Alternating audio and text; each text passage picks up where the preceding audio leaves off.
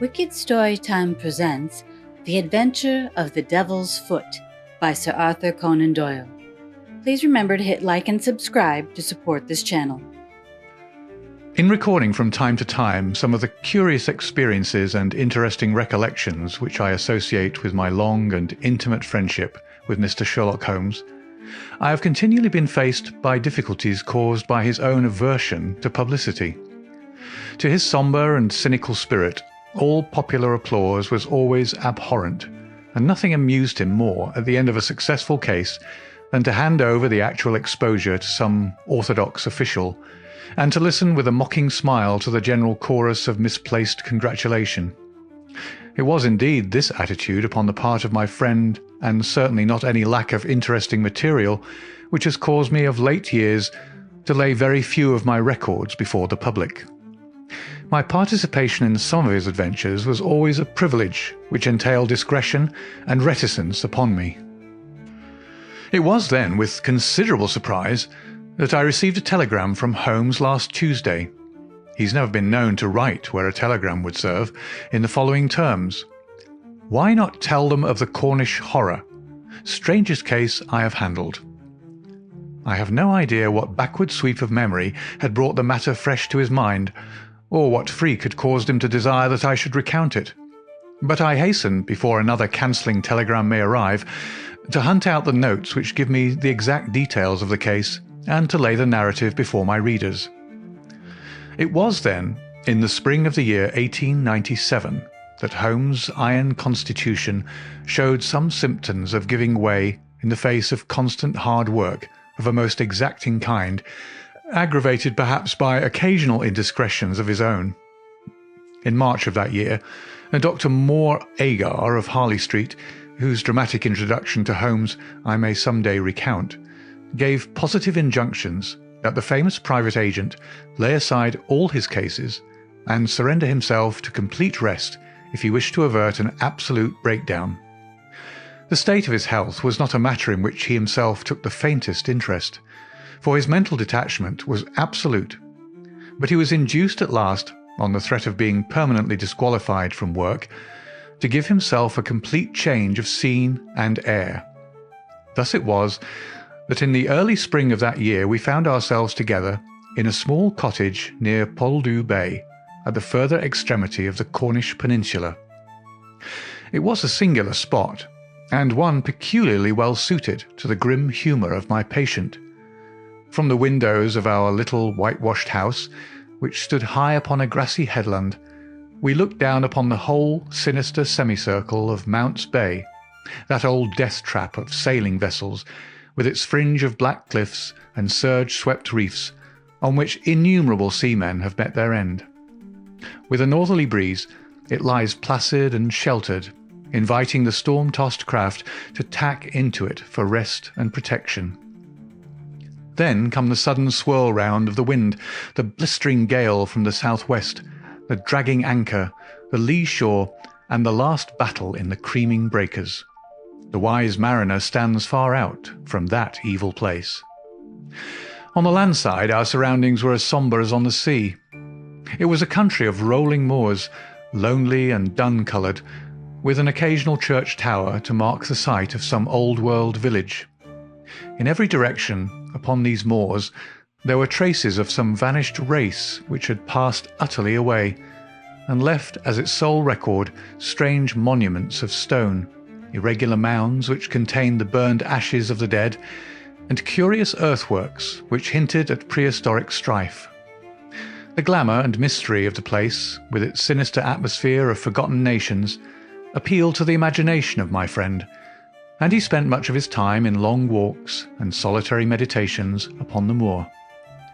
The ancient Cornish language had also arrested his attention, and he had, I remember, conceived the idea that it was akin to the Chaldean, and had been largely derived from the Phoenician traders in tin.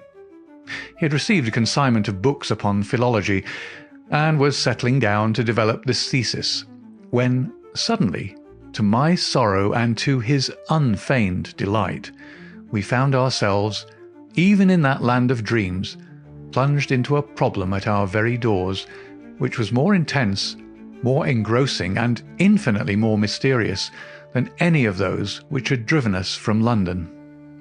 Our simple life and peaceful, healthy routine were violently interrupted, and we were precipitated into the midst of a series of events which caused the utmost excitement, not only in Cornwall, but throughout the whole west of England.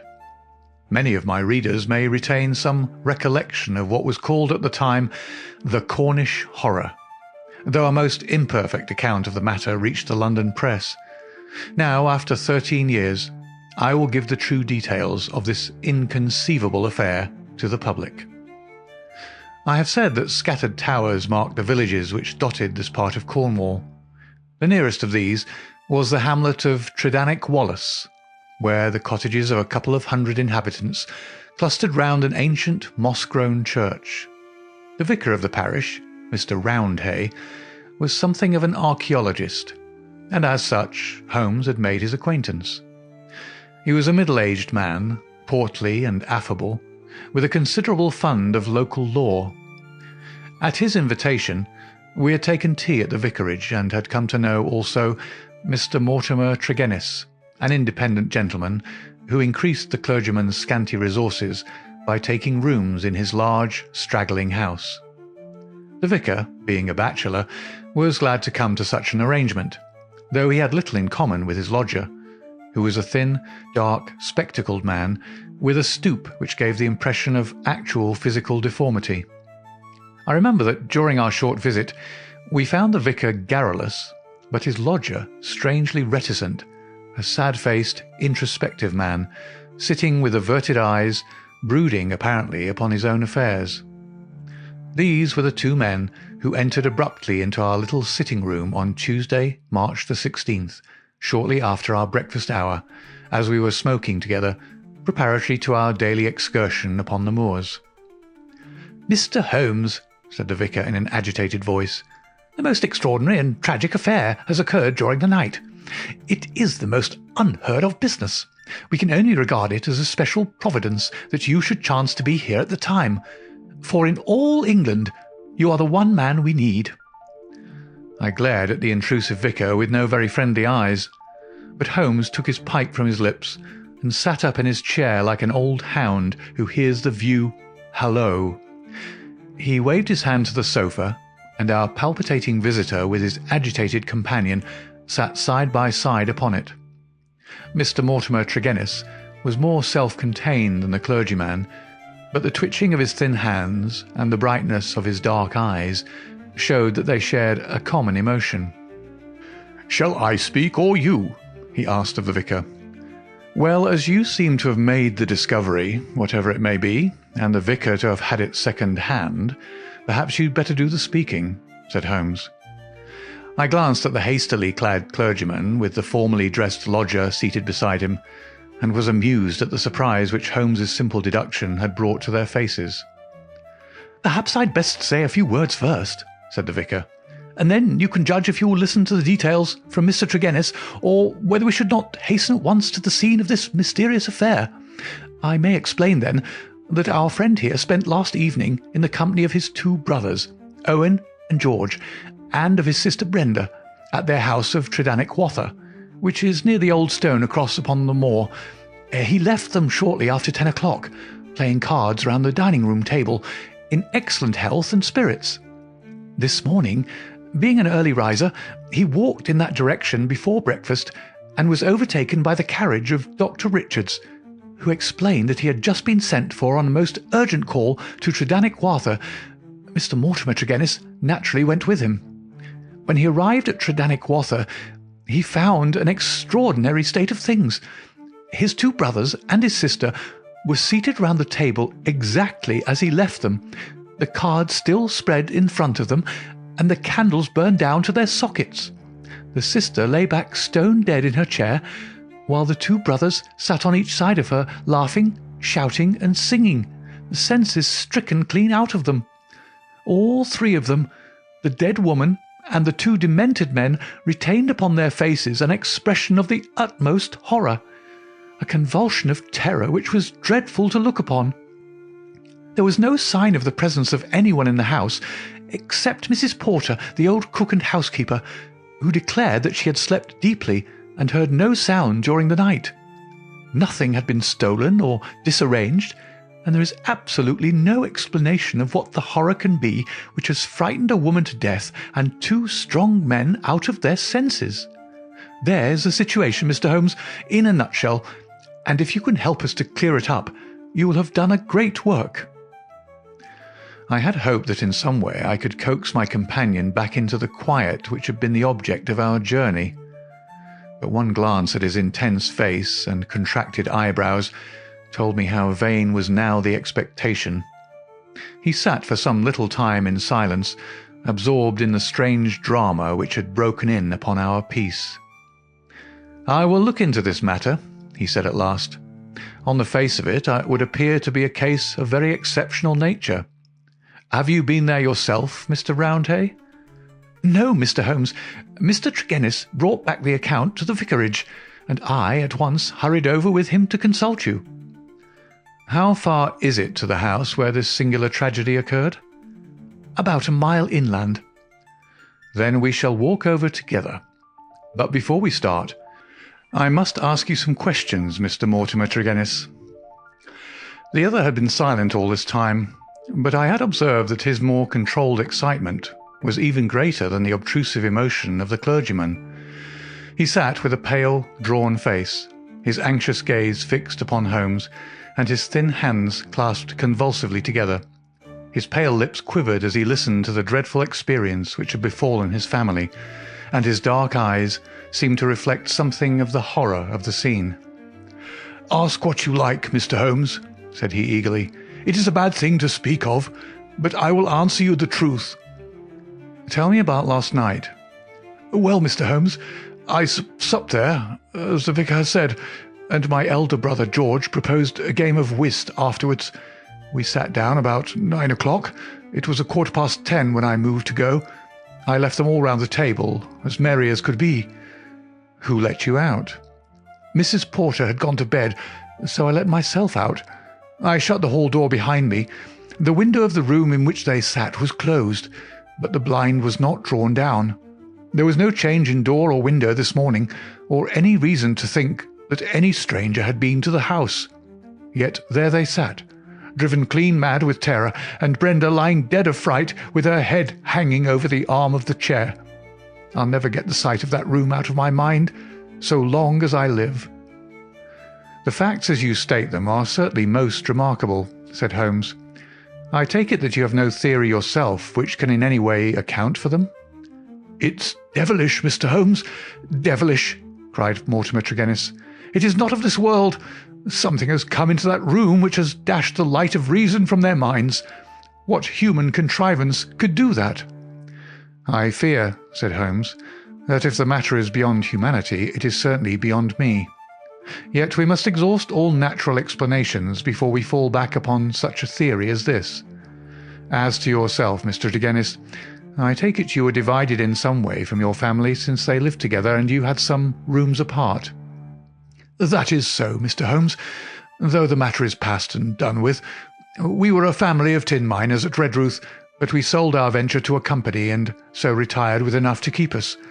I won't deny that there was some feeling about the division of the money, and it stood between us for a time, but it was all forgiven and forgotten, and we were the best of friends together." "Looking back at the evening which you spent together, does anything stand out in your memory as throwing any possible light upon the tragedy? Think carefully, Mr. Tregennis, for any clue which can help me." "There's nothing at all, sir." "Your people were in their usual spirits?" "Never better." "Were they nervous people? Did they ever show any apprehension of coming danger?" "Nothing of the kind." "You have nothing to add, then, which could assist me?" Mortimer Tregennis considered earnestly for a moment. "There is one thing occurs to me," said he at last. "As we sat at the table, my back was to the window, and my brother George, he being my partner at cards, was facing it. I saw him once look hard over my shoulder, so I turned round and looked also.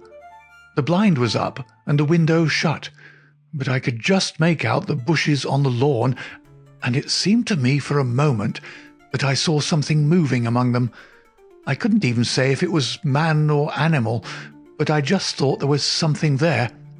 When I asked him what he was looking at, he told me that he had the same feeling. That is all that I can say." "Did you not investigate?" "No, the matter passed as unimportant." "You left them, then, without any premonition of evil?" "None at all." "I am not clear how you came to hear the news so early this morning." "I am an early riser, and generally take a walk before breakfast. This morning I had hardly started when the doctor in his carriage overtook me. He told me that old Mrs. Porter had sent a boy down with an urgent message. I sprang in beside him and we drove on. When we got there we looked into that dreadful room. The candles and the fire must have burned out hours before, and they had been sitting there in the dark until dawn had broken. The doctor said Brenda must have been dead at least 6 hours. There were no signs of violence. She just lay across the arm of the chair with that look on her face. George and Owen were singing snatches of songs and gibbering like two great apes. Oh, it was awful to see. I couldn't stand it, and the doctor was as white as a sheet. Indeed, he fell into a chair in a sort of faint, and we nearly had him on our hands as well." "Remarkable, most remarkable," said Holmes, rising and taking his hat. "I think perhaps we'd better go down to Tredannick Wather without further delay. I confess that I have seldom known a case which at first sight presented a more singular problem." Our proceedings that first morning did little to advance the investigation. It was marked, however, at the outset by an incident which left the most sinister impression upon my mind. The approach to the spot at which the tragedy occurred is down a narrow, winding country lane. While we made our way along it, we heard the rattle of a carriage coming towards us and stood aside to let it pass. As it drove by us, I caught a glimpse through the closed window of a horribly contorted, grinning face glaring out at us. Those staring eyes and gnashing teeth flashed past us like a dreadful vision. "My brothers!" cried Mortimer Tregennis, white to his lips. "They are taking them to Helston." We looked with horror after the black carriage lumbering upon its way. Then we turned our steps toward this ill-omened house in which they had met their strange fate. It was a large and bright dwelling, rather a villa than a cottage, with a considerable garden which was already, in that Cornish air, well filled with spring flowers. Towards this garden the window of the sitting-room fronted, and from it, according to Mortimer Tregennis, must have come that thing of evil which had, by sheer horror, in a single instant, blasted their minds. Holmes walked slowly and thoughtfully among the flower-pots, and along the path before we entered the porch. So absorbed was he in his thoughts, I remember, that he stumbled over the watering pot, upset its contents, and deluged both our feet and the garden path. Inside the house we were met by the elderly Cornish housekeeper, Mrs. Porter, who, with the aid of a young girl, looked after the wants of the family. She readily answered all Holmes's questions. She had heard nothing in the night. Her employers had all been in excellent spirits lately, and she had never known them more cheerful and prosperous. She had fainted with horror upon entering the room in the morning and seeing that dreadful company around the table. She had, when she recovered, thrown open the window to let the morning air in, and had run down to the lane when she sent a farm lad for the doctor. The lady was on her bed upstairs if we cared to see her.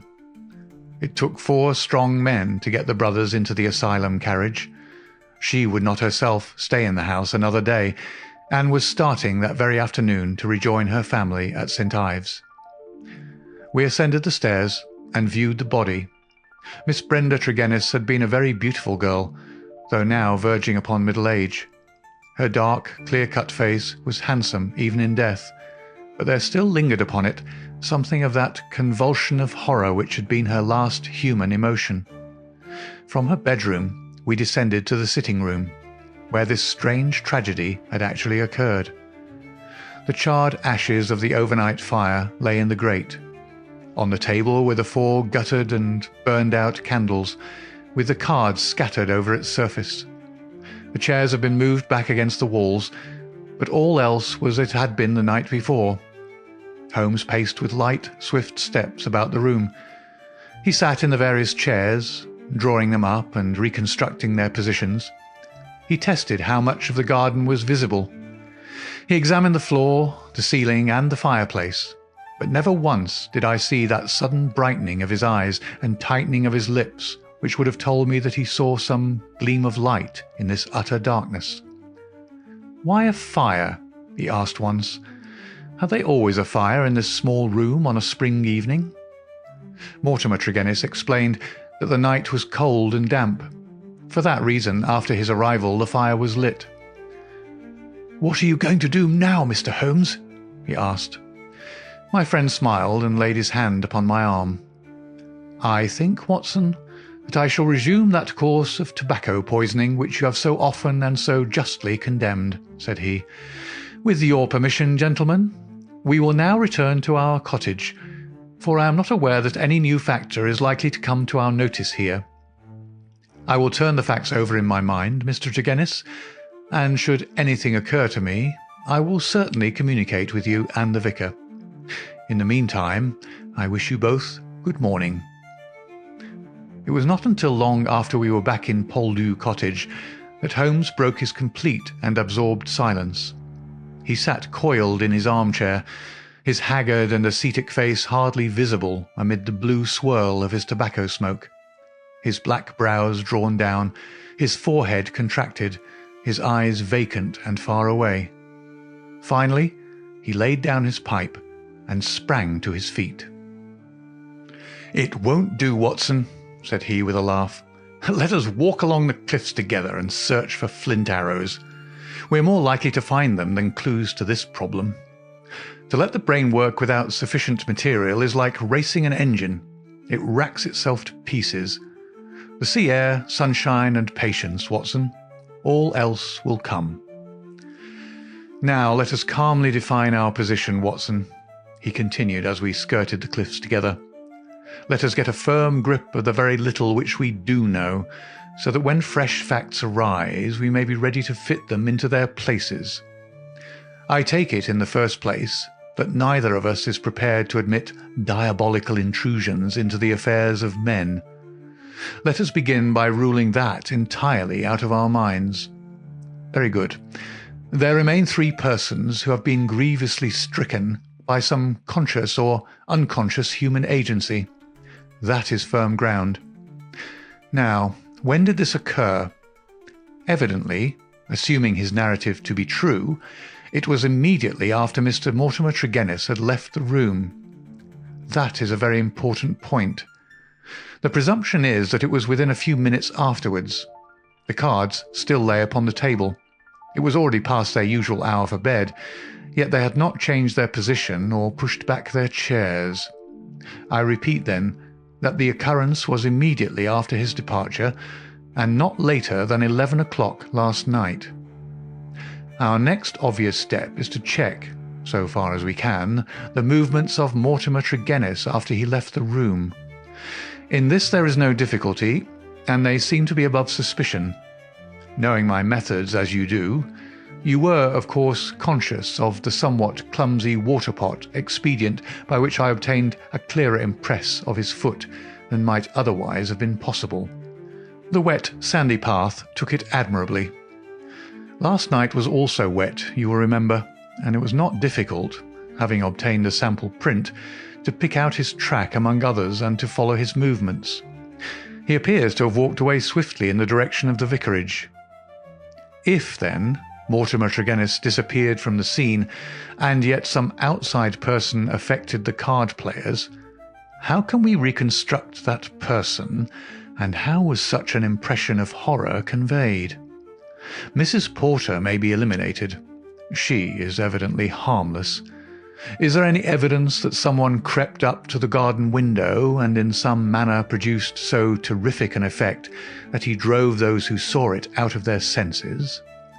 The only suggestion in this direction comes from Mortimer Tregennis himself, who says that his brother spoke about some movement in the garden. That is certainly remarkable, as the night was rainy, cloudy, and dark. Anyone who had the design to alarm these people would be compelled to place his very face against the glass before he could be seen. There is a 3-foot flower border outside this window, but no indication of a footmark. It is difficult to imagine, then, how an outsider could have made so terrible an impression upon the company, nor have we found any possible motive for so strange and elaborate an attempt. You perceive our difficulties, Watson. "They are only too clear," I answered with conviction. "And yet, with a little more material, we may prove that they are not insurmountable," said Holmes. "I fancy that among your extensive archives, Watson, you may find some which were nearly as obscure. Meanwhile, we shall put the case aside until more accurate data are available, and devote the rest of our morning to the pursuit of Neolithic man." I may have commented upon my friend's power of mental detachment, but never have I wondered at it more than upon that spring morning in Cornwall, when for 2 hours he discoursed upon celts, arrowheads, and shards, as lightly as if no sinister mystery were waiting for his solution. It was not until we had returned in the afternoon to our cottage that we found a visitor awaiting us, who soon brought our minds back to the matter in hand. Neither of us needed to be told who that visitor was. The huge body, the craggy and deeply seamed face with the fierce eyes and hawk-like nose, the grizzled hair which nearly brushed our cottage ceiling, the beard, golden at the fringes and white near the lips save for the nicotine stain from his perpetual cigar. All these were as well known in London as in Africa, and could only be associated with the tremendous personality of Dr. Leon Sterndale, the great lion hunter and explorer. We had heard of his presence in the district, and had once or twice caught sight of his tall figure upon the moorland paths. He made no advances to us, however, nor would we have dreamed of doing so to him, as it was well known that it was his love of seclusion which caused him to spend the greater part of the intervals between his journeys in a small bungalow buried in the lonely wood of Beauchamp-Ariens. Here, amid his books and his maps, he lived an absolutely lonely life, attending to his own simple wants and paying little apparent heed to the affairs of his neighbours. It was a surprise to me, therefore, to hear him asking Holmes in an eager voice whether he had made any advance in his reconstruction of this mysterious episode. "The county police are utterly at fault," said he, "but perhaps your wider experience has suggested some conceivable explanation. My only claim to being taken into your confidence is that during my many residences here I have come to know this family of Tregennis very well indeed. Upon my Cornish mother's side, I could call them cousins, and their strange fate has naturally been a great shock to me. I may tell you that I have got as far as Plymouth upon my way to Africa, but the news reached me this morning, and I came straight back again to help in the inquiry." Holmes raised his eyebrows. "Did you lose your boat through it?" "I will take the next." "Dear me, that is friendship indeed." "I tell you, they were relatives." "Quite so. Cousins of your mother.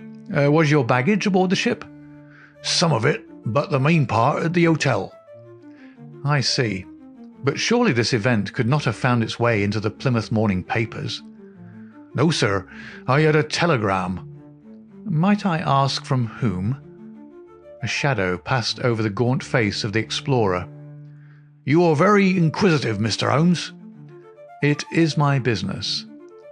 With an effort, Dr. Sterndale recovered his ruffled composure.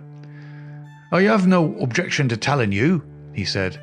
"It was Mr. Rounday, the vicar, who sent me the telegram which recalled me." "Thank you," said Holmes.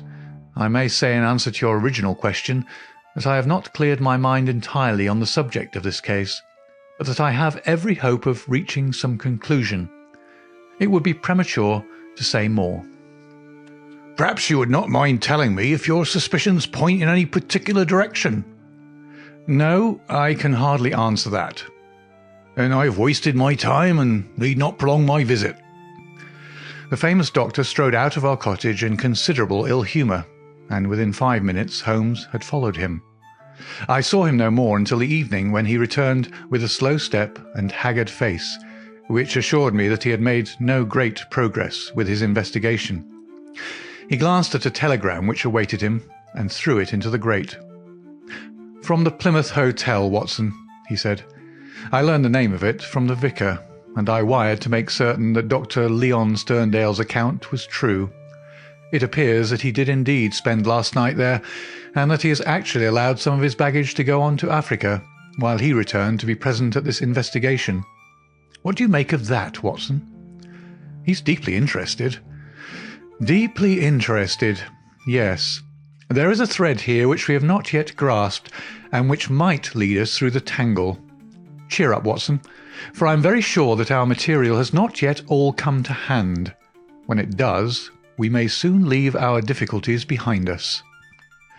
Little did I think how soon the words of Holmes would be realized, or how strange and sinister would be that new development which opened up an entirely fresh line of investigation. I was shaving at my window in the morning when I heard the rattle of hoofs, and looking up saw a dog-cart coming at a gallop down the road. It pulled up at our door, and our friend the vicar sprang from it and rushed up our garden path. Holmes was already dressed, and we hastened down to meet him. Our visitor was so excited that he could hardly articulate, but at last, in gasps and bursts, his tragic story came out of him.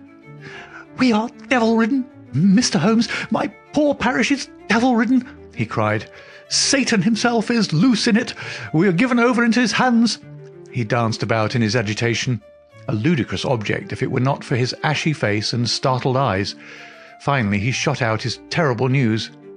"Mr. Mortimer Tregennis died during the night, and with exactly the same symptoms as the rest of his family." Holmes sprang to his feet, all energy in an instant.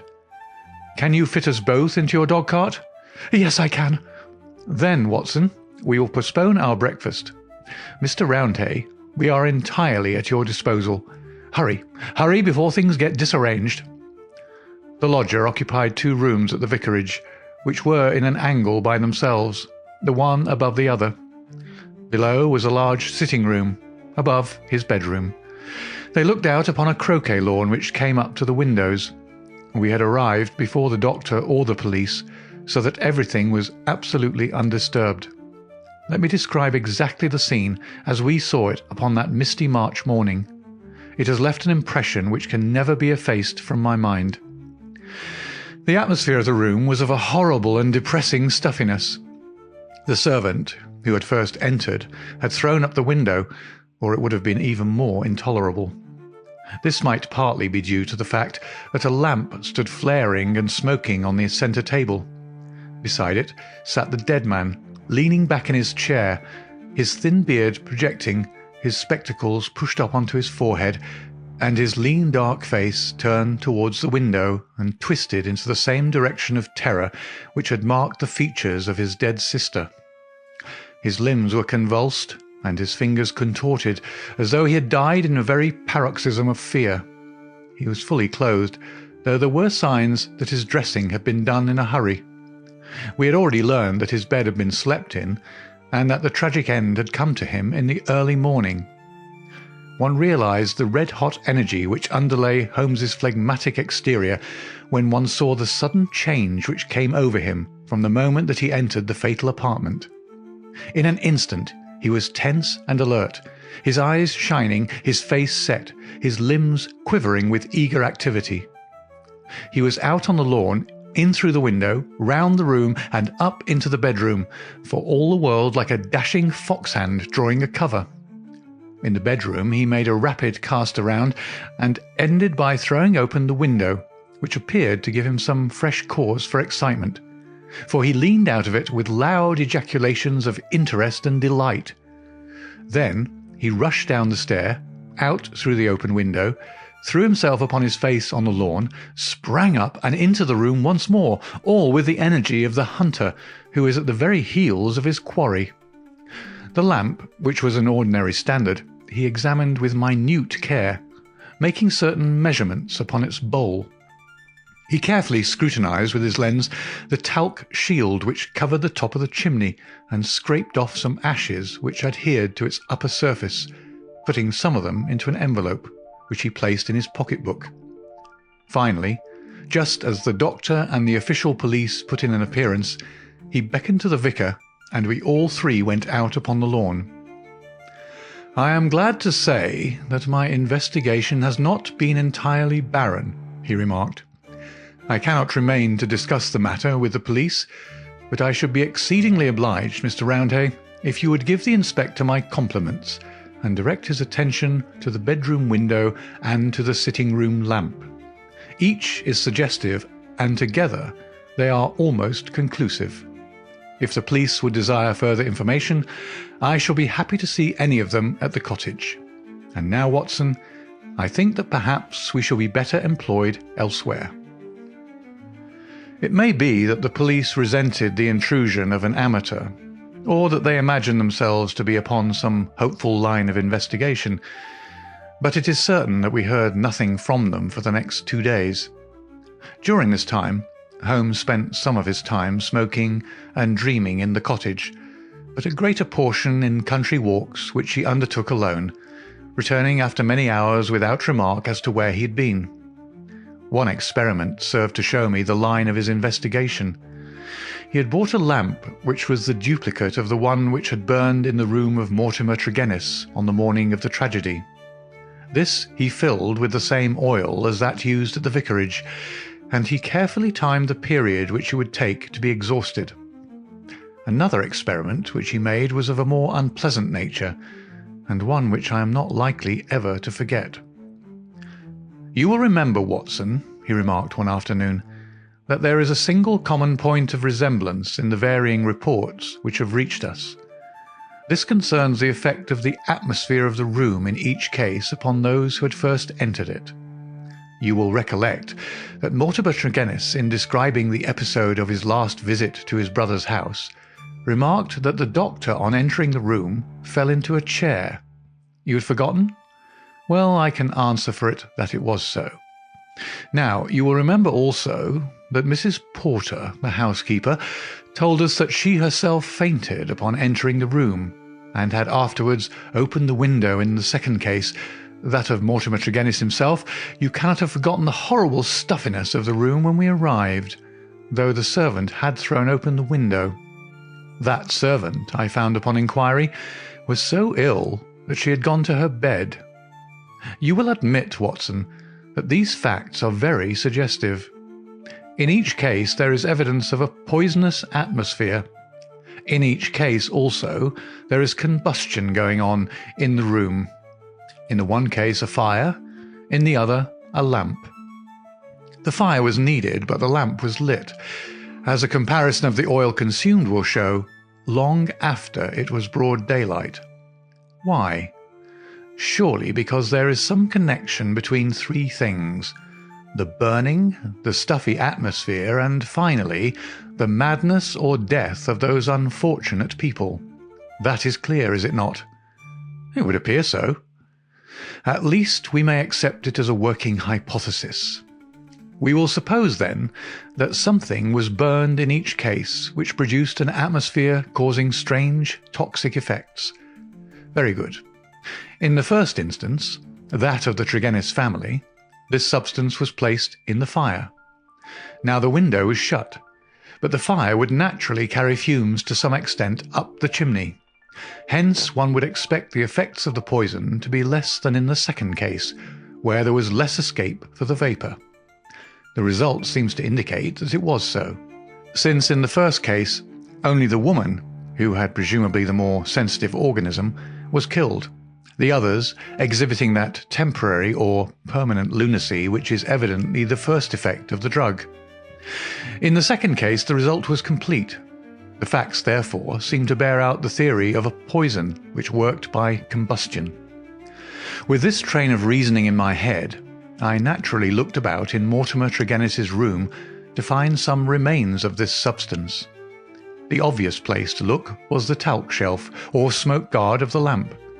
There, sure enough, I perceived a number of flaky ashes, and round the edges a fringe of brownish powder, which had not yet been consumed. Half of this I took as you saw, and I placed it in an envelope. Why half, Holmes? It is not for me, my dear Watson, to stand in the way of the official police force. I leave them all the evidence which I found. The poison still remained upon the talc, had they the wit to find it. Now, Watson, we will light our lamp.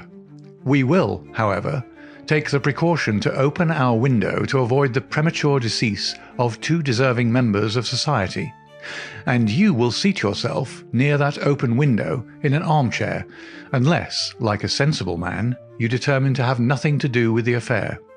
Oh, you will see it out, will you? I thought I knew my Watson. This chair I will place opposite yours, so that we may be the same distance from the poison and face to face. The door we will leave ajar. Each is now in a position to watch the other and to bring the experiment to an end should the symptoms seem alarming. Is that all clear? Well then, I take our powder, or what remains of it, from the envelope, and I lay it above the burning lamp. So. Now, Watson, let us sit down and await developments. They were not long in coming.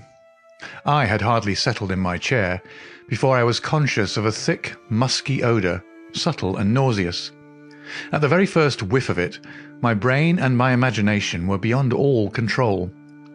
A thick black cloud swirled before my eyes, and my mind told me that in this cloud, unseen as yet, but about to spring out upon my appalled senses, lurked all that was vaguely horrible, all that was monstrous and inconceivably wicked in the universe.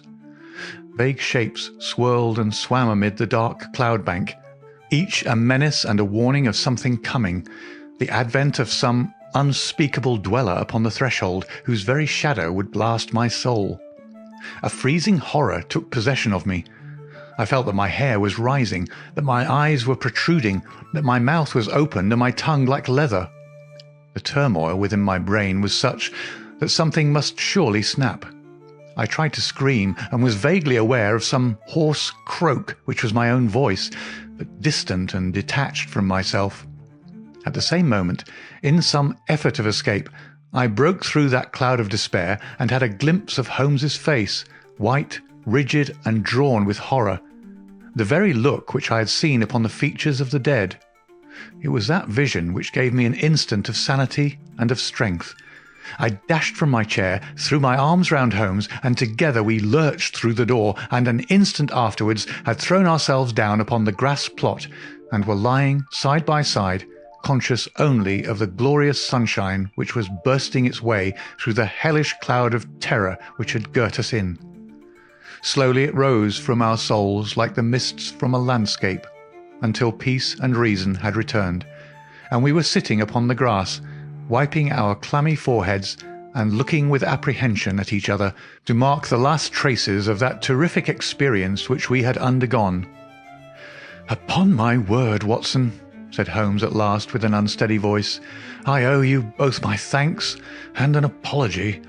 It was an unjustifiable experiment, even for one's self, and doubly so for a friend. I'm really very sorry." "You know," I answered with some emotion, for I have never seen so much of Holmes's heart before, "that it is my greatest joy and privilege to help you." He relapsed at once into the half-humorous, half-cynical vein which was his habitual attitude to those about him. "It would be superfluous to drive us mad, my dear Watson," said he. "A candid observer would certainly declare that we were so already before we embarked upon so wild an experiment. I confess that I never imagined that the effect would be so sudden and so severe." He dashed into the cottage, and, reappearing with the burning lamp held at full arm's length, he threw it among a bank of brambles. "We must give the room a little time to clear. I take it, Watson, that you have no longer a shadow of a doubt as to how these tragedies were produced?" "None whatever." "But the cause remains as obscure as before. Come into the arbour here and let us discuss it together. That villainous stuff seems still to linger round my throat. I think we must admit that all the evidence points to this man Mortimer Tregennis having been the criminal in the first tragedy, though he was the victim in the second one. We must remember, in the first place, that there is some story of a family quarrel followed by a reconciliation. How bitter that quarrel may have been, or how hollow the reconciliation, we cannot tell. When I think of Mortimer Tregennis, with the foxy face and the small, shrewd, beady eyes behind the spectacles, he is not a man whom I should judge to be of a particularly forgiving disposition.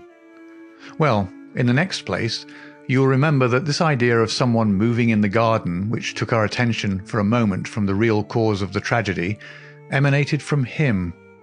He had a motive in misleading us. Finally, if he did not throw the substance into the fire at the moment of leaving the room, who did do so? The affair happened immediately after his departure. Had anyone else come in, the family would certainly have risen from the table. Besides, in peaceful Cornwall, visitors did not arrive after 10 o'clock at night. We may take it, then, that all the evidence points to Mortimer Tregennis as the culprit. Then his own death was suicide. Well, Watson, it is on the face of it a not impossible supposition. The man who had the guilt upon his soul of having brought such a fate upon his own family might well be driven by remorse to inflict it upon himself. There are, however, some cogent reasons against it. Fortunately, there is one man in England who knows all about it, and I have made arrangements by which we shall hear the facts this afternoon from his own lips. Ah, he is a little before his time. Perhaps you would kindly step this way, Dr. Leon Sterndale. We have been conducting a chemical experiment indoors which has left our little room hardly fit for the reception of so distinguished a visitor. I had heard the click of the garden gate, and now the majestic figure of the great African explorer appeared upon the path. He turned in some surprise towards the rustic arbour in which we sat. "You sent for me, Mr. Holmes? I had your note about an hour ago, and I have come, though I really do not know why I should obey your summons." "Perhaps we can clear the point up before we separate," said Holmes. "Meanwhile, I am much obliged to you for your courteous acquiescence. You will excuse this informal reception in the open air, but my friend Watson and I have nearly furnished an additional chapter to what the papers call the Cornish horror, and we prefer a clear atmosphere for the present. Perhaps, since the matters which we have to discuss will affect you personally in a very intimate fashion, it is as well that we should talk where there can be no eavesdropping." The explorer took his cigar from his lips and gazed sternly at my companion. "I am at a loss to know, sir," he said, "what you can have to speak about which affects me personally in a very intimate fashion." "The killing of Mortimer Tregennis," said Holmes. For a moment I wished that I were armed. Sterndale's fierce face turned to a dusky red. His eyes glared, and the knotted, passionate veins started out in his forehead, while he sprang forward with clenched hands toward my companion. Then he stopped, and with a violent effort he resumed a cold, rigid calmness, which was perhaps more suggestive of danger than his hot-headed outburst. "I've lived so long among savages and beyond the law," said he, "that I've got me into the way of being a law to myself. You would do well, Mr. Holmes, not to forget it, for I have no desire to do you an injury." "Nor have I any desire to do you an injury, Dr. Sterndale. Surely the clearest proof of it is that, knowing what I know, I have sent for you and not for the police."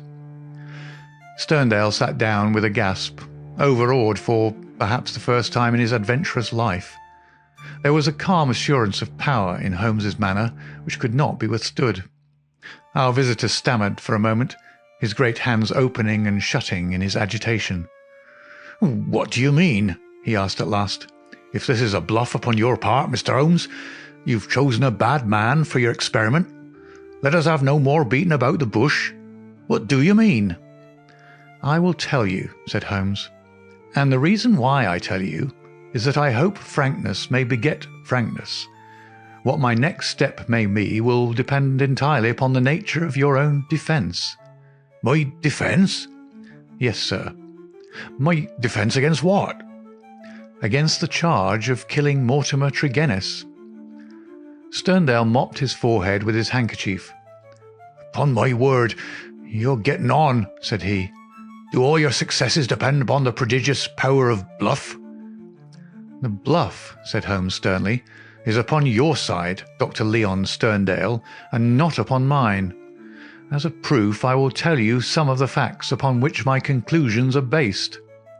Of your return from Plymouth, allowing much of your property to go on to Africa, I will say nothing, save that it first informed me that you were one of the factors which are to be taken into account in reconstructing this drama.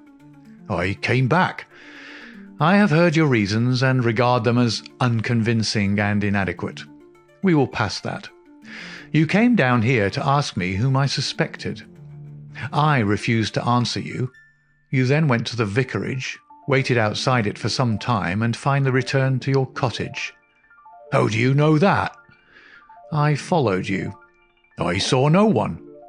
That is what you may expect to see when I follow you. You spent a restless night at your cottage, and you formed certain plans, which in the early morning you proceeded to put into execution. Leaving your door just as day was breaking, you filled your pocket with some reddish gravel that was lying heaped beside your gate. Sterndale gave a violent start and looked at Holmes in amazement. You then walked swiftly for the mile which separated you from the vicarage. You were wearing, I may remark, the same pair of ribbed tennis shoes which are at the present moment upon your feet. At the vicarage you passed through the orchard and the side hedge, coming out under the window of the lodger Tregennis. It was now daylight, but the household was not yet stirring. You drew some of the gravel from your pocket, and you threw it up at the window above you. Sterndale sprang to his feet. "I believe that you are the devil himself!" he cried. Holmes smiled at the compliment. It took 2 or possibly 3 handfuls before the lodger came to the window. You beckoned him to come down. He dressed hurriedly and descended to his sitting room. You entered by the window. There was an interview, a short one, during which you walked up and down the room. Then you passed out and closed the window, standing on the lawn outside, smoking a cigar and watching what occurred. Finally, after the death of Tregennis, you withdrew as you had come. Now, Dr. Sterndale, how do you justify such conduct, and what were the motives for your actions? If you prevaricate or trifle with me, I give you my assurance that the matter will pass out of my hands forever." Our visitor's face had turned ashen grey as he listened to the words of his accuser. Now he sat for some time in thought, with his face sunk in his hands. Then, with a sudden impulsive gesture, he plucked a photograph from his breast pocket and threw it on the rustic table before us. "That is why I've done it," said he. It showed the bust and face of a very beautiful woman. Holmes stooped over it. "Brenda Tregennis," said he. "Yes, Brenda Tregennis," repeated our visitor. "For years I've loved her. For years she loved me. There is the secret of that Cornish seclusion which people have marvelled at. It has brought me close to the one thing on earth that was dear to me. I could not marry her, for I have a wife who has left me for years, and yet whom, by the deplorable laws of England, I could not divorce. For years Brenda waited, for years I waited, and this is what we have waited for."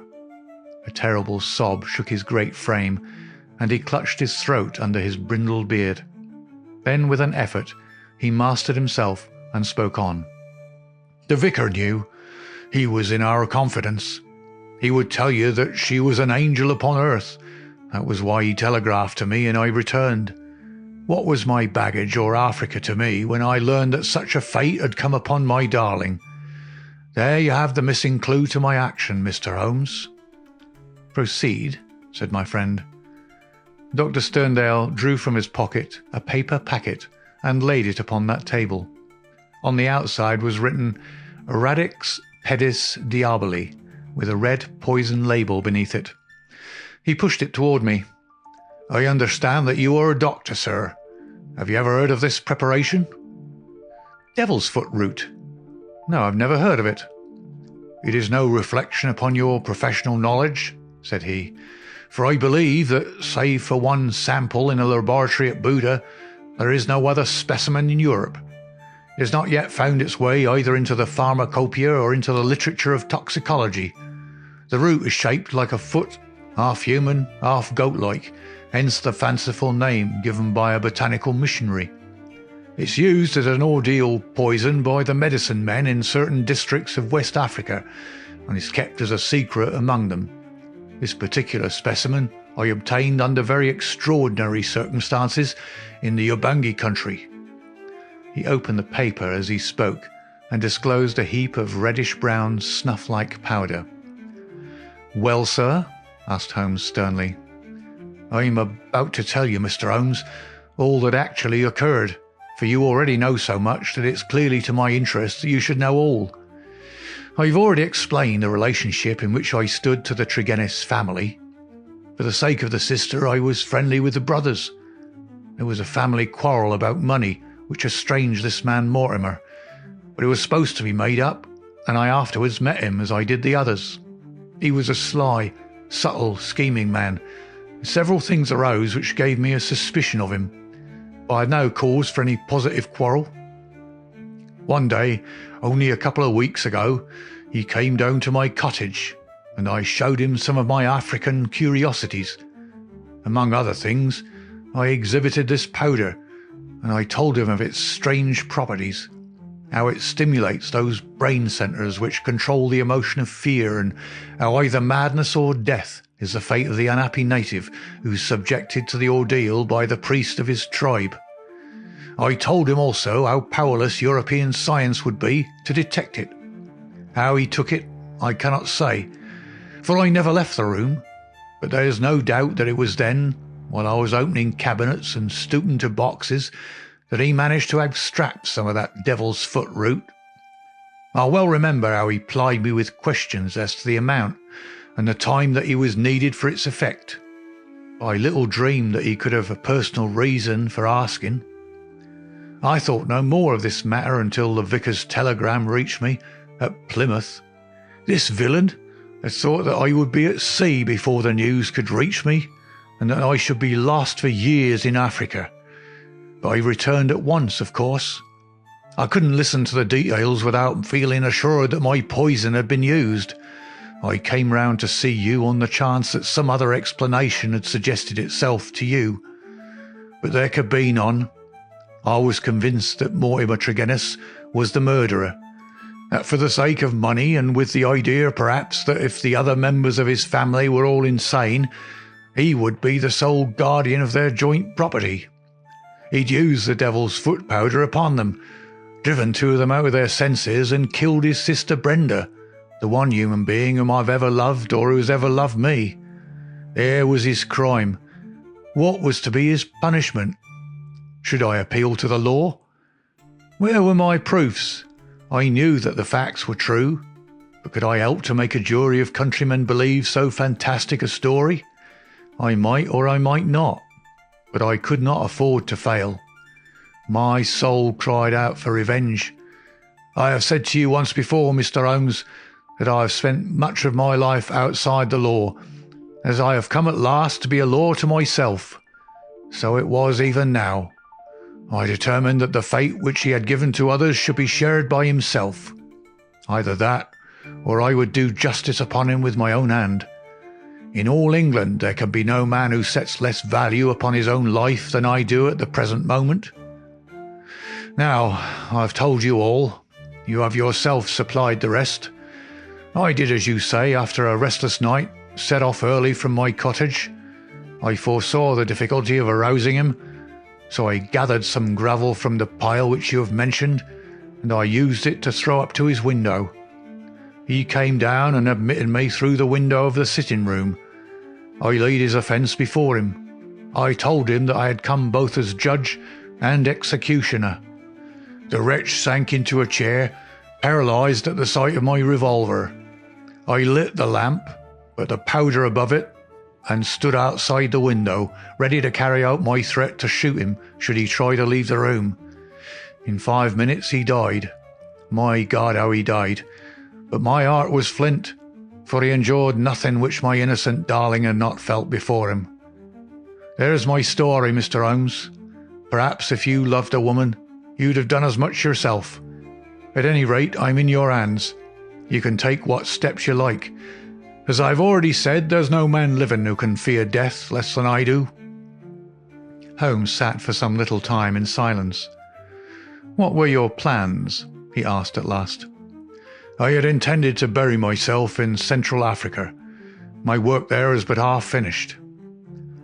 "Go and do the other half," said Holmes. "I, at least, am not prepared to prevent you." Dr. Sterndale raised his giant figure, bowed gravely, and walked from the arbour. Holmes lit his pipe and handed me his pouch. "Some fumes which are not poisonous would be a welcome change," said he. "I think you must agree, Watson, that it is not a case in which we are called upon to interfere. Our investigation has been independent, and our action shall be so also. You would not denounce the man?" "Certainly not," I answered. "I have never loved, Watson, but if I did, and if the woman I loved had met such an end, I might act even as our lawless lion hunter has done. Who knows? Well, Watson, I will not offend your intelligence by explaining what is obvious. The gravel upon the window-sill was, of course, the starting point of my research. It was unlike anything in the vicarage garden. Only when my attention had been drawn to Dr. Sterndale and his cottage did I find its counterpart. The lamp, shining in broad daylight, and the remains of powder upon the shield were successive links in a fairly obvious chain. And now, my dear Watson, I think we may dismiss the matter from our mind and go back with a clear conscience to the study of those Chaldean roots which are surely to be traced in the Cornish branch of the great Celtic speech.